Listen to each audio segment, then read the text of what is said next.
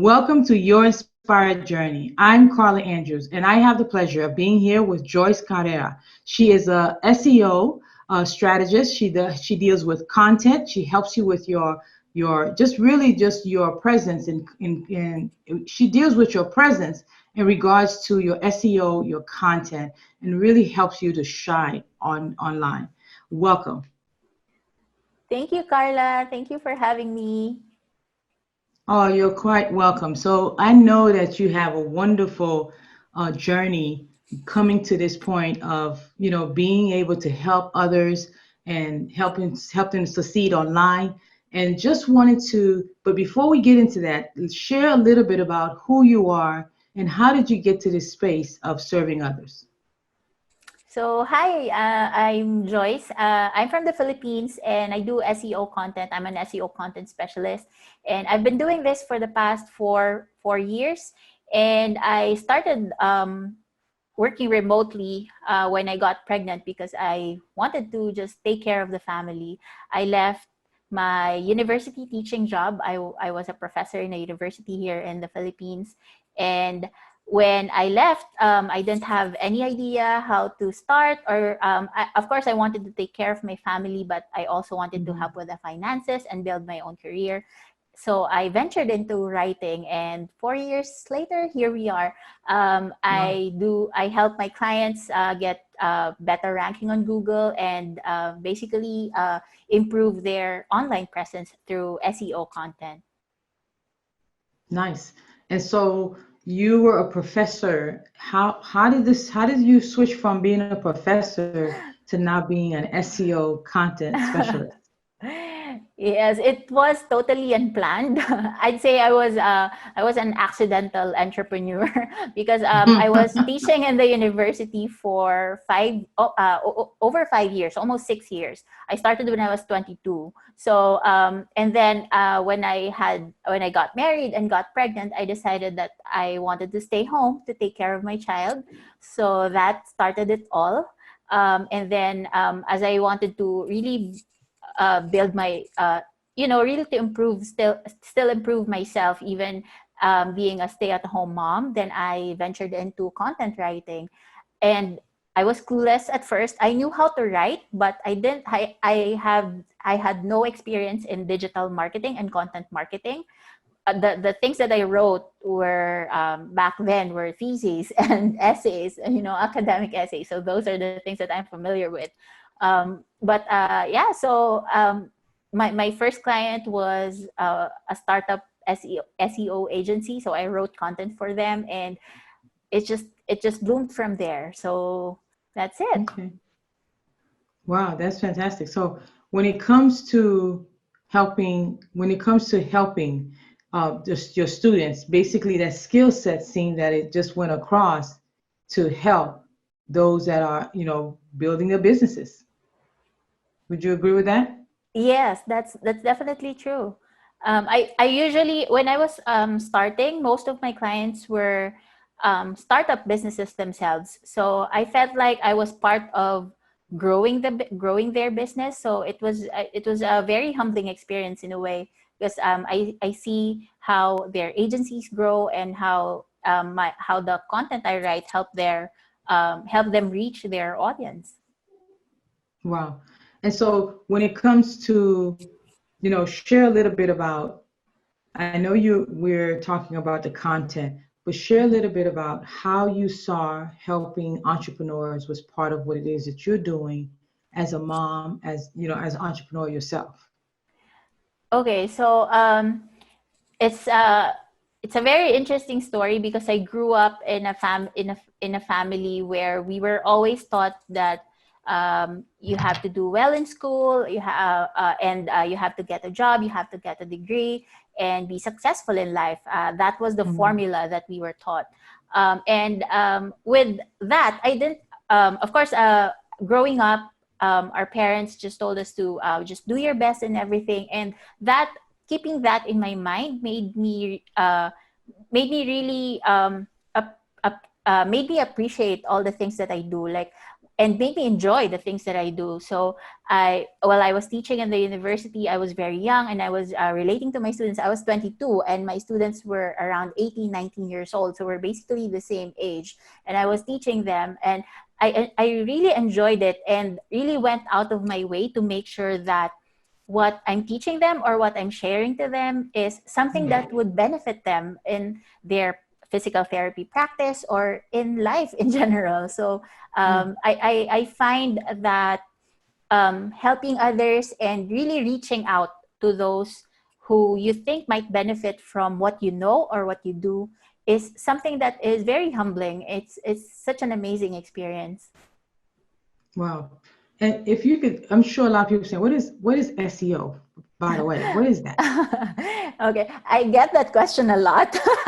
So a lot of people are still confused of SEO. It's actually, the concept of SEO is very simple. So it's search engine optimization. So you optimize a website or a web page so that it gets to the page one of the search engines. So Mhm. when we say search engine, it's there are lots of search engines, but we're basically talking about Google because Google is the major they So have the search major engine. share for search engine. So Hmm. if your website is on the first page of Google, then more eyes are on your business, and if you have more eyes on your business, then you have the potential to get more sales and basically build your brand and make your brand known. So that's basically Hmm. SEO. That's the basic premise of SEO. Get you to page one on Google and get your warm leads clicking on your page.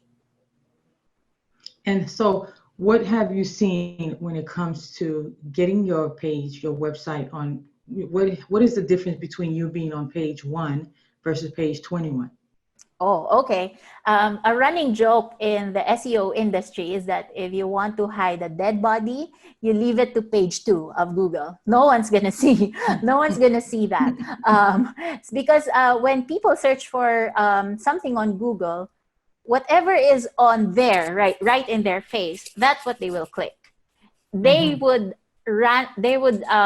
like seldom click on page two or three. Whatever is on the first page, that's just what they're gonna click.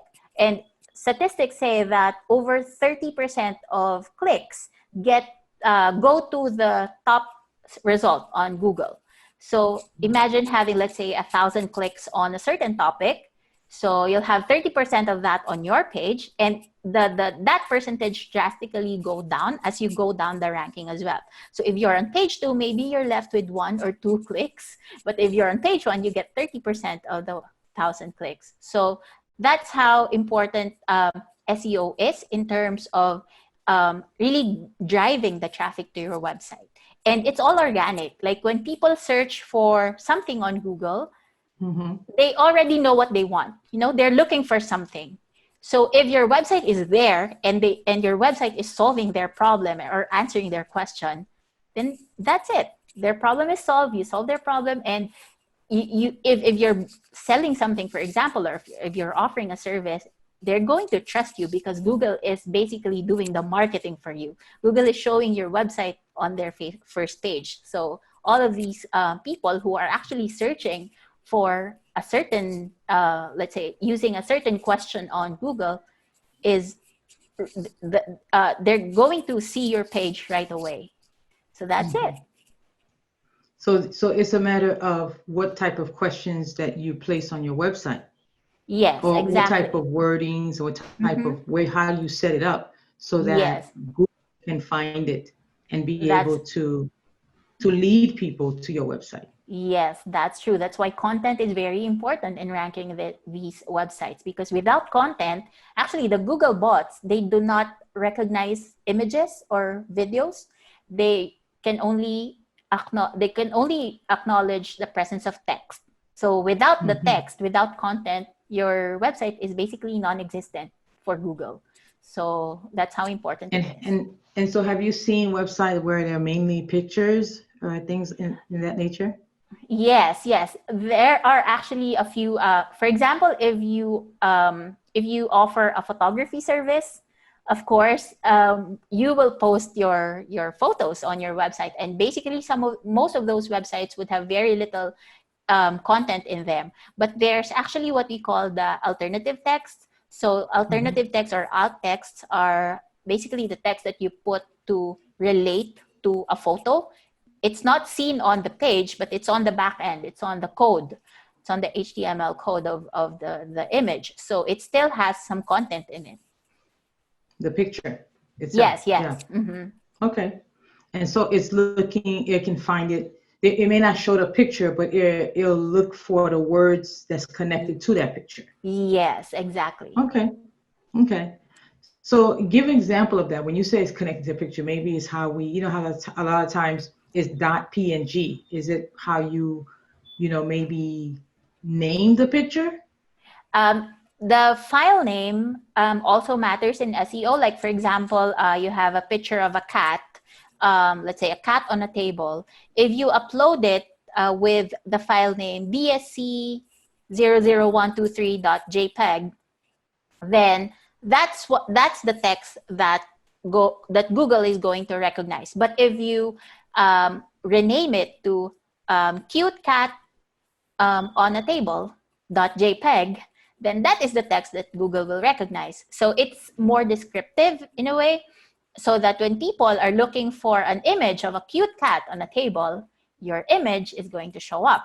And then I mentioned about alternative text. Alternative texts are actually, they are not file names, but they are descriptive texts that you assign to an image that would help the readers who have visual impairment. So of course, people, if you have a reader, or if you have someone searching on Google, but they are blind or they have a visual impairment, the alternative text, okay, will describe what the image is.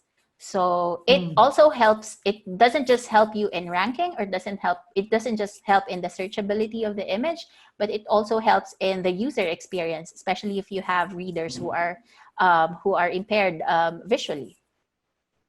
And that could be quite helpful. So Yes, yeah. especially for those who are, they're surfing too, as far as finding content for themselves, and it would be beneficial to have those things on your website.